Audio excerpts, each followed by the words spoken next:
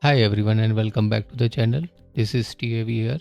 So have you ever double clicked a file on your Mac only to have it open in the wrong app? Like for example, if I go inside my one of the drive and look for my video files here, and if I try to open the file, like for here, if I do a double click, so it says parallel desktop was not found. Maybe it is looking for another application installed in some other application. So so it is not working at all. So to play this video I have to every time go click on, do a right click, and then go under open with, and then find the right application to run the mp4 formatted video files or any other video format files.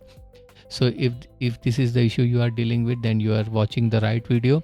To fix this issue and have a default application to run your video files, simply what you have to do, go into your finder, find the video file folder or any video file, then select that file and do a right click, and then navigate down to find this get info. Click here. It will show a dialog box where you will find different fields, and like general, more info, name and extension, and similarly you will see here open with. So you can just click on this right side pointing arrow. It will move pointing downward and it will open up this drop down menu. Simply click here and then look for the default application for this video file. I am selecting QuickTime Player here in this case, and then I am closing the box. Now if you want to make this mp4 format file having a default application called QuickTime Player, you can simply come again here under get info again, and then here you will select the default application. Check if it is already selected. If it's already selected, then hit change all, and that's it.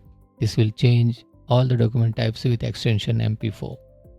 Click continue, and then you can close this box, and then once you double click, it will open up the video file every time in your default application called QuickTime Player. You can see here it's QuickTime Player box, and that's it. If you found this video helpful, please give it a thumbs up, subscribe for more tech tips and tutorials, and I will see you in the next one. Till then, take care and bye bye.